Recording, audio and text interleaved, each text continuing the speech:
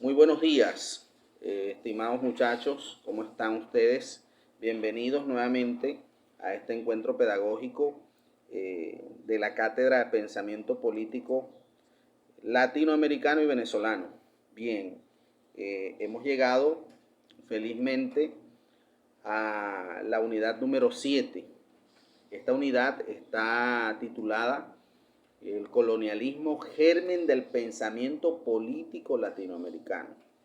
Es importante, muchachos, hacerle una retrospectiva de, bueno, cómo hemos llegado hasta esta séptima unidad. Ya estamos en la recta final y, bueno, hacer una retrospectiva, ¿no? De cómo cada una de estas unidades están concatenadas entre sí, están encadenadas entre sí, ¿no? Hay una dependencia, hay una correlación, hay un hilo conductivo entre cada uno de ellos. Decirles que en la primera unidad, recordarles más bien, que en la primera unidad hicimos el abordaje de la investigación, la asimilación y la conceptualización de algunos términos para comprender sobre todo el hecho político, la ciencia política, las ciencias en plural, políticas, sus conceptos filosóficos, antropológicos, sociológicos, políticos, jurídicos, que nos trajeran hasta este punto, ¿no? Sobre todo epistemológicos. Y hacer una comprensión en esa primera unidad de todo lo que es el pensamiento político, con nombre y apellido, pensamiento político. Entonces en esta cátedra era necesario hacer eso, entender qué es el pensamiento político, cómo se relaciona la política, no solo como actividad, como hecho político, sino como ciencia, ¿no? Cómo se relaciona la política con la actividad administrativa, con la administración. La administración también como un hecho político, como una ciencia de estudio, de análisis, pero sobre todo como una actividad, como un ejercicio profesional. Entonces, abordamos todos esos elementos en la primera unidad. Luego, ya comprendiendo todos estos términos, pudimos entonces abordar la primera temática en sí, que es la globalización política, cultural, económica y financiera en el ámbito de la actualidad mundial. Inmediatamente fuimos a un siguiente nivel, que fue abordar la hegemonía desde la concepción de Antonio Gramsci. Ustedes saben que, bueno, hay un concepto de Gramsci y ese concepto, si se quiere, pudiéramos situarlo en el árbol negativo, un concepto negativo de la hegemonía, y que luego hay otros autores que tienen conceptos positivos de la hegemonía. Sin embargo, bueno, es necesario primero abordar, me parece súper importante abordar a Antonio Gramsci con su concepción de la hegemonía. Nos dimos cuenta allí de que existe una hegemonía política, una hegemonía financiera, una hegemonía tecnológica, militar y cultural. ¿Y cuáles son entonces los elementos de interrelación entre la globalización y la hegemonía en el contexto planetario actual? Bien, a partir de allí nos fuimos a una cuarta unidad temática que la titulamos Venezuela, análisis del periodo actual y la realidad latinoamericana en el contexto COVID.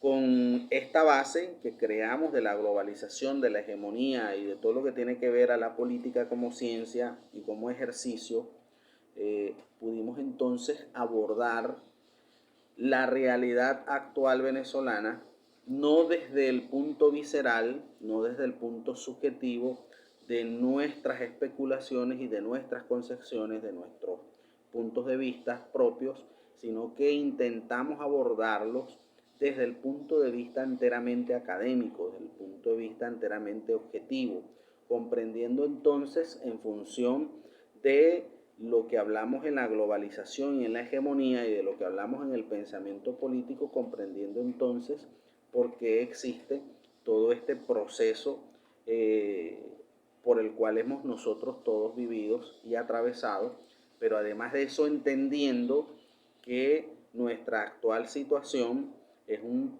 proceso profundo de crisis, no solo desde el punto de vista material, sino desde el punto de vista de lo epistemológico, un profundo proceso de crisis desde lo antropológico, desde lo cultural, un profundo proceso de crisis que debe arrojarnos a nosotros entonces los mayores escenarios de oportunidades para la superación de nuestros propios problemas estructurales, para la superación de nuestras propias crisis subjetivas y objetivas, para la superación incluso de nosotros mismos como tal. Entonces, hablar de crisis es hablar enteramente de oportunidades para la transformación de la realidad que tenemos frente a nosotros, ¿no? Entonces, como nosotros, más allá de como sociedad hablando, más allá de todo lo que hemos padecido y lo que hemos vivido, como nosotros, más allá de todos estos elementos sociológicos de la praxis, de la cotidianidad, nosotros hemos podido permear, hemos podido saltar, hemos podido nadar, hemos podido sortear de alguna manera todos estos escenarios al punto en que, bueno, hoy hemos visto una realidad cambiante, ¿no? Hay una sensación, más allá de cualquier opinión, hay una sensación de cambios, de mejorías, hay una sensación incluso de que nosotros somos valientes y podemos superar cualquier situación sobrevenida, ¿no? Entonces, esto nos dio a nosotros, desde el punto de vista de lo filosófico, bueno, mayor elemento para que fuésemos al nivel de estudiar las nociones básicas en una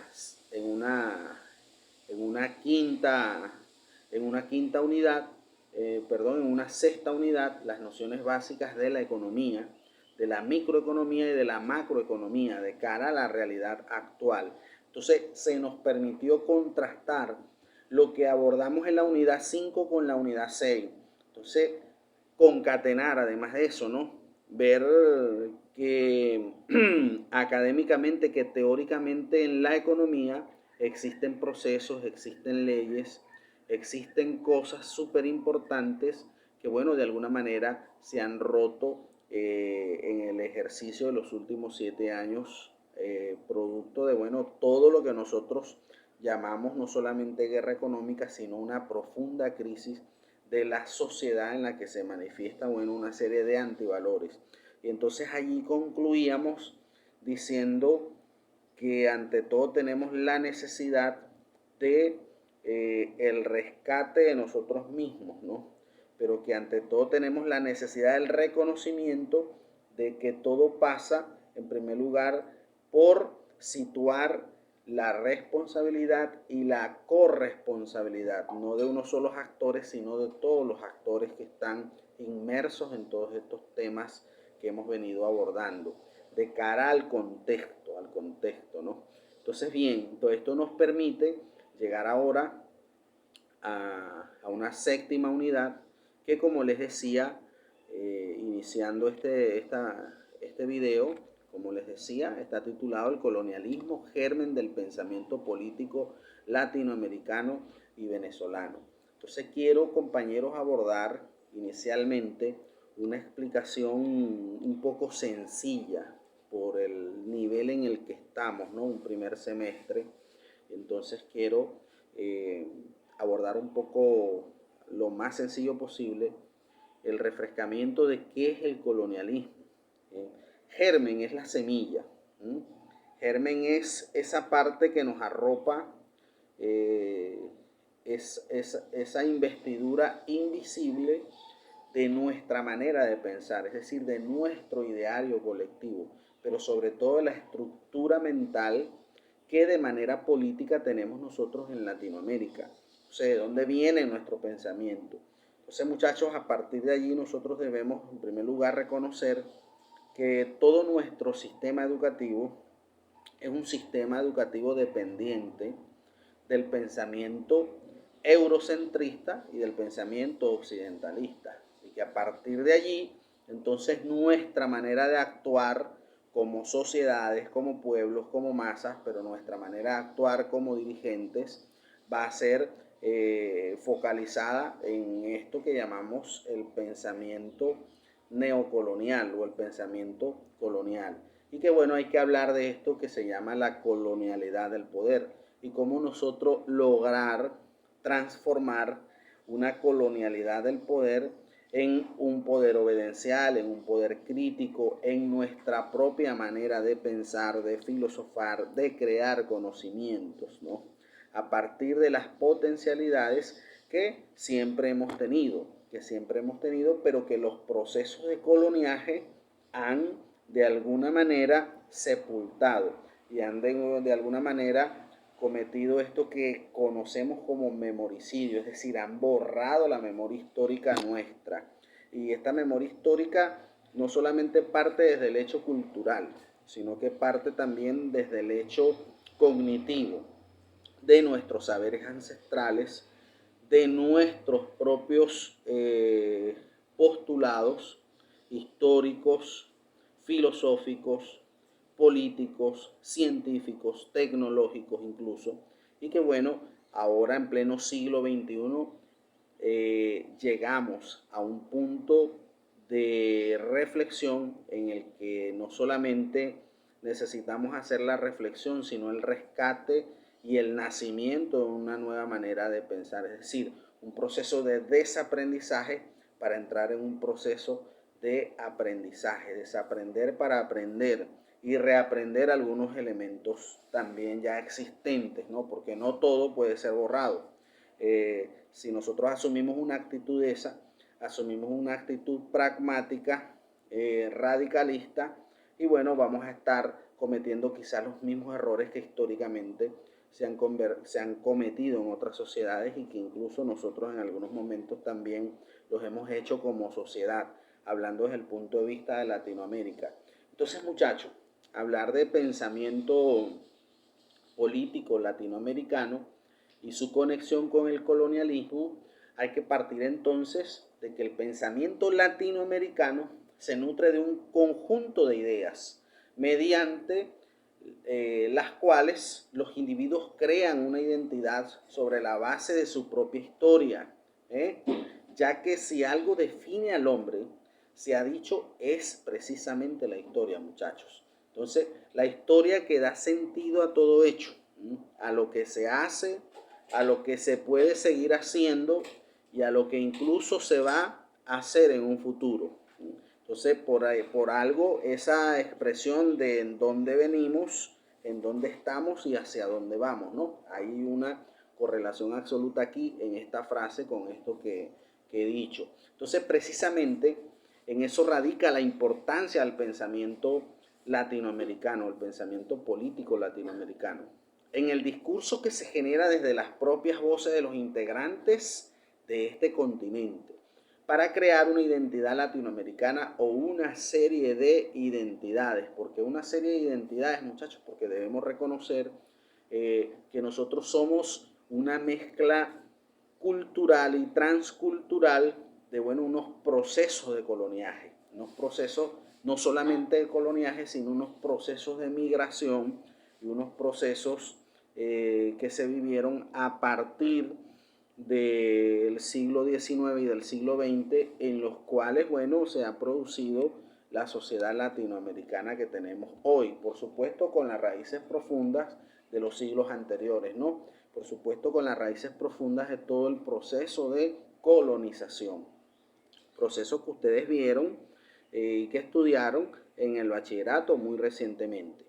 Entonces, sin embargo, para llegar a entender el pensamiento latinoamericano contemporáneo es necesario analizar una serie de acontecimientos históricos, sociales, políticos, culturales que ha afectado de alguna manera este pensamiento, ¿no?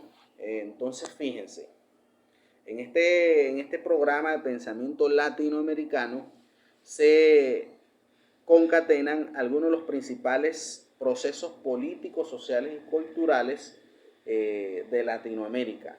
Se toman como principal referencia el estudio realizado por Leopoldo Sea en el libro El pensamiento latinoamericano. Este libro fue publicado en 1965. Sería muy importante que ustedes tomasen nota de esto para en sus tiempos libres, bueno, investigar en la internet sobre este libro, sobre su autor, si es posible descargarlo, leerlo y que, bueno, ustedes nutran un poco más todo este tema del pensamiento político latinoamericano. Todo esto con el objetivo de determinar cuáles son las bases que fomentaron la estructura de pensamiento en los procesos sociales, en los procesos políticos y en los procesos económicos que hemos venido atravesando a lo largo de nuestra historia, ¿no? Entonces el pensamiento latinoamericano tiene sus orígenes en la herencia de la conquista y de la colonización española como uno de los principales hitos. Estos dos acontecimientos, desde un nivel discursivo, buscaron imponer una idea de que Latinoamérica era un territorio de salvajes y de bárbaros.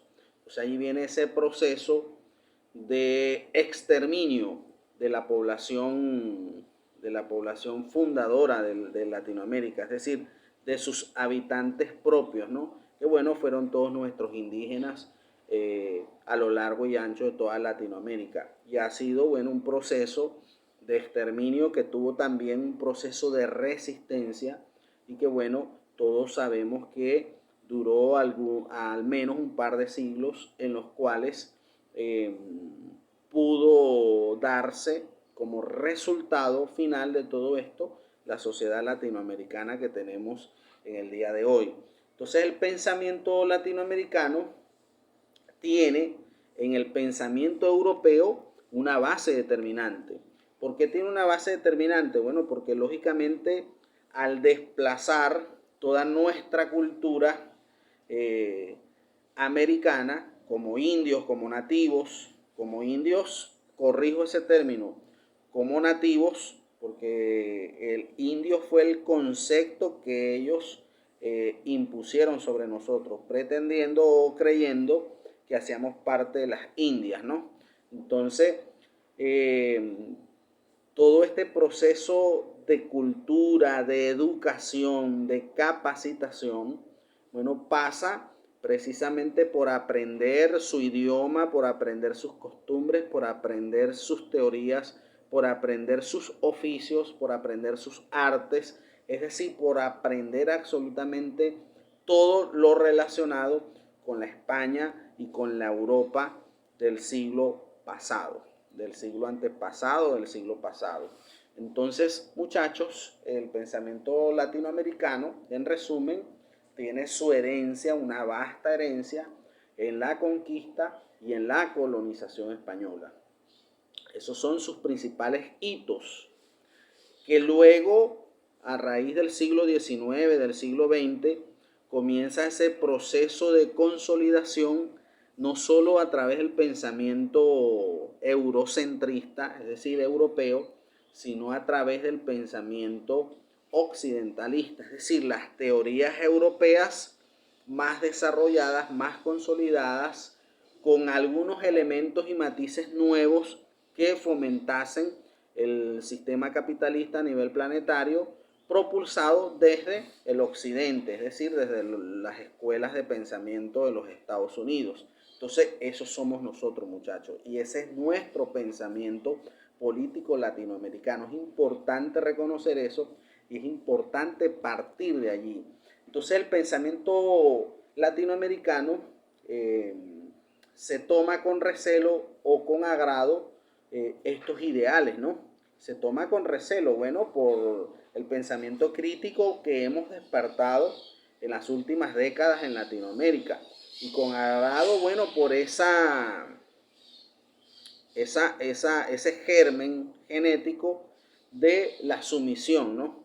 Bueno, fuimos colonizados, esto es lo que tenemos y vamos a trabajar en función de eso. Entonces, por eso se toma con agrado.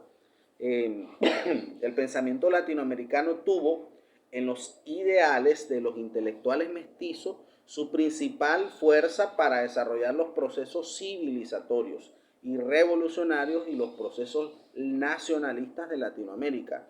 Procesos que hemos visto a lo largo y ancho de toda Latinoamérica, desde México hasta la Argentina, hasta el Chile, hasta la Patagonia. Todos los procesos de resistencia, todos los procesos de liberación y de emancipación política, social y económica que se han tratado de cuajar en toda Latinoamérica a lo largo de nuestra historia. Entonces, en los tiempos actuales, muchachos, entramos en una perspectiva crítica, donde se retoman los aportes de las ideas europeas, especialmente desde el socialismo, para crear procesos revolucionarios que generen cambios en las estructuras sociales. La hidratación cultural, la injerencia y el capitalismo y la posmodernidad han realizado o han llevado a procesos de crisis en la acción social. Eso es importante saberlo. Sin embargo, los esfuerzos políticos, sociales y culturales, incluso los esfuerzos artísticos, buscan crear posturas críticas sobre el pensamiento latinoamericano, es decir, sobre nuestra manera de pensar, sobre nuestra manera de actuar. Lo acercan a sugerencias indígenas. Eso es una nueva postura, cómo nosotros retomar la ciencia, la tecnología, el pensamiento nacionalista, la identidad propia que parte de allí, ¿no? De nuestros ancestros. Cómo retomar la fuerza y el poder cultural de nuestras costumbres, que va a ser eso que nos va a ayudar a recobrar lo que llamamos entonces identidad. Entonces toman en cuenta los complejos cambios de la época actual y bueno, se busca reestructurar, como dice Enrique Dussel, ahí que reestructurar al estadio en el que nosotros lleguemos a una transmodernidad. Entonces, para llegar a esa transmodernidad, es decir, para dejar de pensar conservadoramente, para dejar de pensar liberalmente, porque el pensamiento político latinoamericano gira en dos aspectos centrales, muchachos. Gira en el aspecto central del liberalismo como teoría política y económica, y gira en el aspecto del conservadurismo como teoría política y económica, pero que ambos elementos centrales son precisamente eurocentristas y son precisamente occidentalistas. Entonces, indistintamente de en cuál de los bandos estén, nuestra estructura ideológica va a estar siempre relacionada con cualquiera de estas dos aceras, ¿no? Pero lo más importante que ustedes deben saber es que estas dos aceras siempre van a ser eurocentristas y occidentalistas, porque lógicamente nacen desde allí, ¿no? Una es la manera de hacerlo bajo una premisa y la otra es la manera de hacerlo bajo la otra premisa, pero sencillamente se corresponden, ¿no? Se corresponden a la ideología de la época de la modernidad y la época de la posmodernidad. La época de la modernidad tenemos nosotros que entenderlo como la Edad Media europea, como el mundo árabe chino, el mundo árabe y el mundo oriental, perdón. Fíjense que mientras estaba en la Edad Media europea, el mundo árabe tenía el desarrollo de la ciencia, de la aritmética, de la arquitectura, de la medicina, entre muchos otros aspectos. Y en China había un desarrollo de tecnologías, sobre todo de tecnologías para la agricultura, para la infraestructura vial y para todo lo que hacía parte a la vida social de los chinos en ese momento. O sea, había un desarrollo tecnológico, un desarrollo industrial mucho antes de lo que nosotros conocemos como la Revolución Industrial Inglesa. De hecho, ¿qué es lo que hicieron los europeos con sus procesos de conquista que nosotros podemos recordar? Bueno, precisamente adueñarse de estos conocimientos y de estas tecnologías, segregarlas y entonces hacer cuenta de que fueron ellos los que las crearon. El ejemplo más tácito de eso es como nosotros analizamos y vemos a un Da Vinci realizando unas pinturas de un desarrollo tecnológico que el que no tiene conocimiento de eso cree que fue precisamente la Europa la que la desarrolló, y pues no, resulta que era que Da Vinci sencillamente había leído todos los grandes manuscritos chinos, de los manuales chinos de sus procesos tecnológicos, y lo que hizo fue plasmarlos en una serie de pinturas. Es decir, el hombre era extremadamente bueno para el ejercicio de la pintura, era extremadamente bueno para la arquitectura, pero no era un tecnólogo. Eso hay que identificarlo. Entonces, quienes eran los tecnólogos y quienes fueron los que hicieron el desarrollo de esa propia tecnología, valga la redundancia, fueron precisamente los chinos, ¿no? Entonces, ¿cómo después venden la experiencia china como una experiencia catastrófica, como una experiencia satanizada, si se quiere decir? Entonces, allí vemos nosotros, muchachos, esos primeros indicios, esas primeras raíces de hegemonía, ¿no?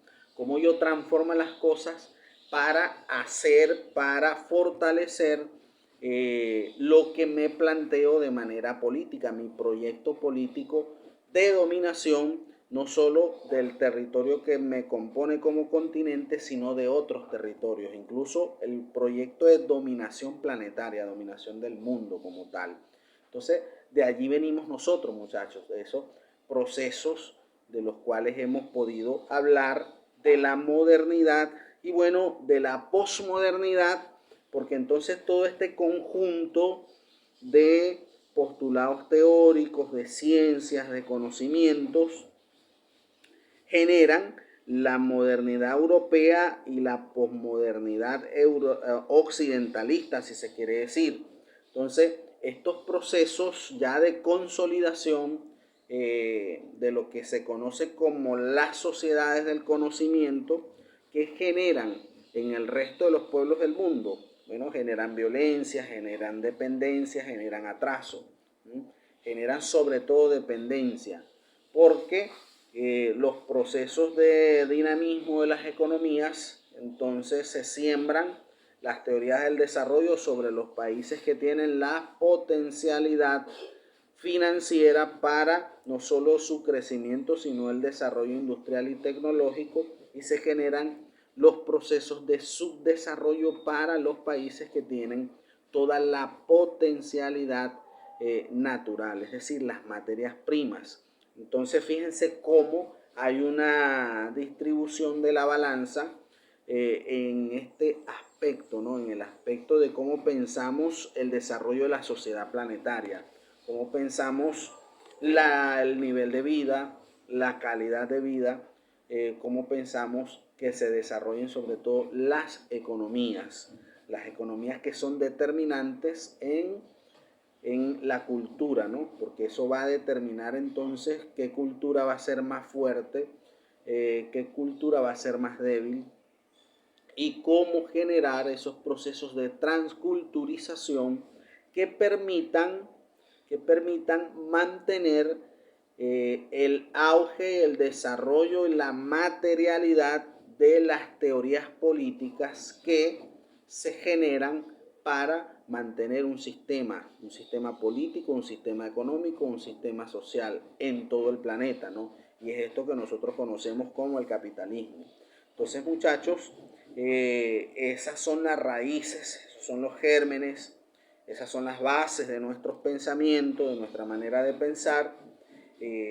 Ahora en pleno siglo XXI hay un movimiento latinoamericano desde el punto de vista de la teoría crítica que, bueno, genera esa nueva manera de querer pensar las cosas desde Latinoamérica, es decir, cómo abordar nuestros problemas desde Latinoamérica, cómo encontrar la solución desde el pensamiento político latinoamericano, desde el pensamiento político latinoamericano. Podemos nosotros nombrar a Enrique Dussel, podemos nosotros nombrar a Hugo Schimmelmann, podemos nosotros nombrar a un europeo que se siente más latinoamericano quizás que europeo, que Boaventura de Sousa Santos.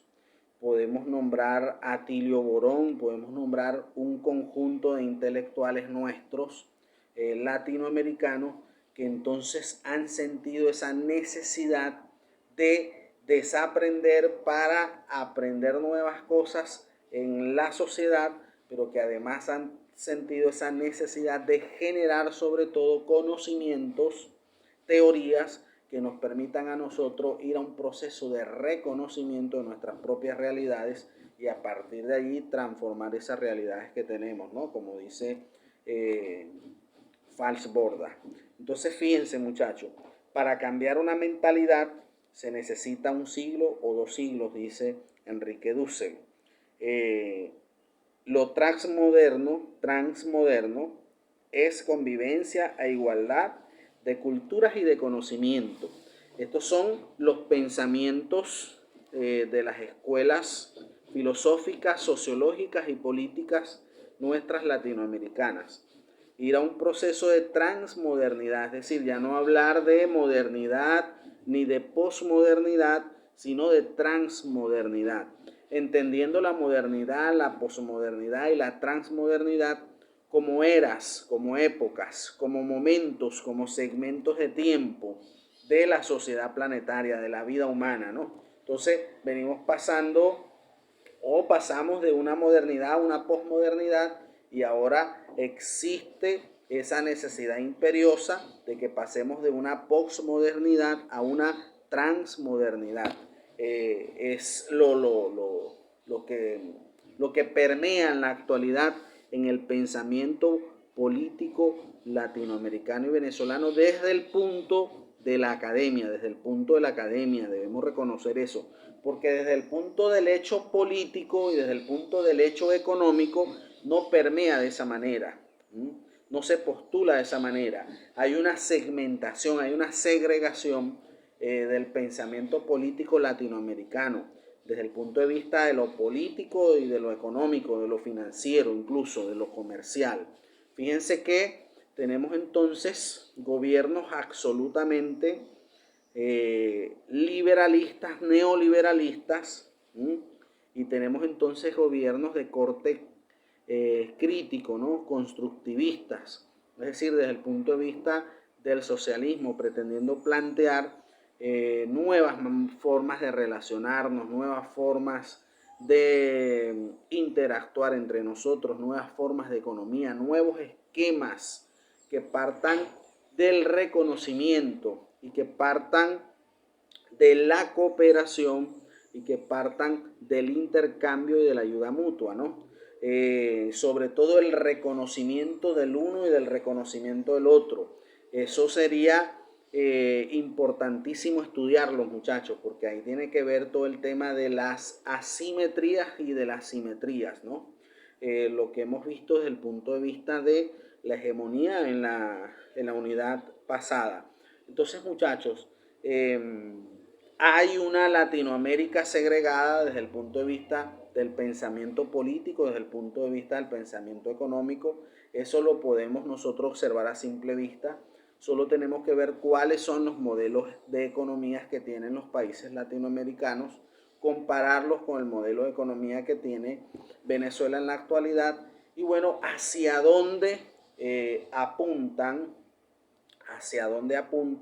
el camino, el avance de todos los países latinoamericanos, ¿no? Entonces ahí vemos dos grandes corrientes, ya no son esas dos grandes corrientes internas del occidentalismo, sino que ahora vemos de manera externa dos grandes corrientes políticas y económicas en Latinoamérica.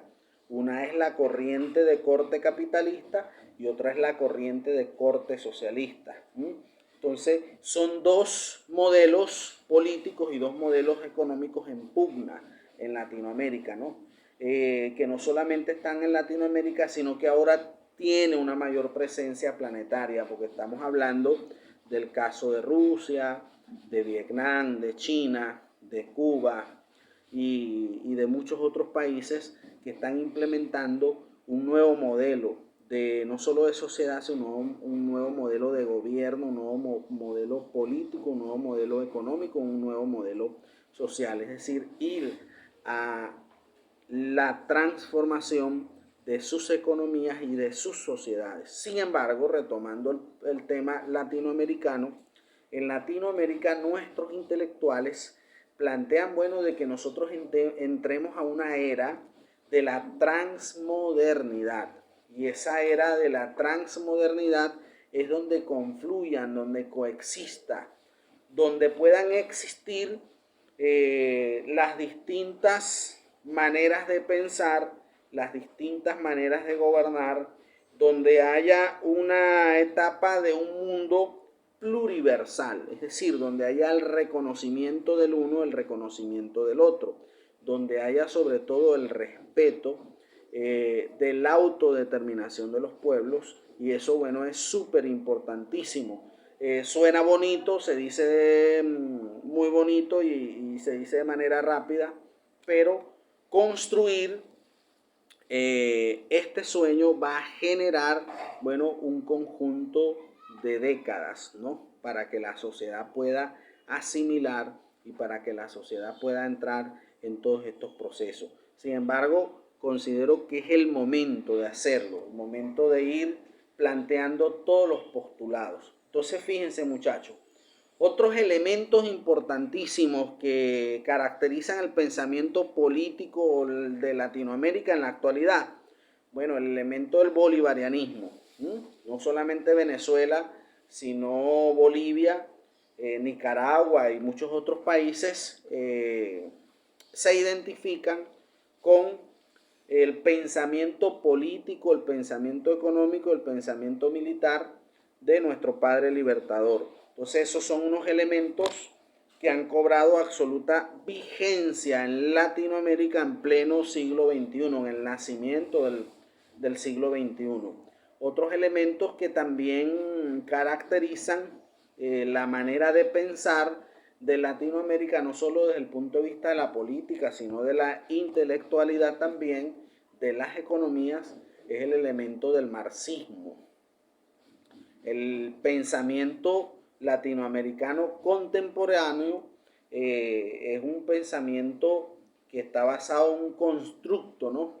Un constructo de toda la experiencia histórica de Latinoamérica por años. Entonces, por eso el elemento del marxismo, porque ustedes deben recordar que Latinoamérica ha sido un país que ha vivido la práctica del izquierdismo y sobre todo de la subversión. Entonces eso ha permitido que de alguna manera en la política y en la teoría, en la educación, pues no solamente se estudia el pensamiento occidental, sino que también dentro del pensamiento europeo se estudie lo que se llama el pensamiento crítico, es decir, la contraposición de lo que nosotros creemos que nada más es la verdad absoluta.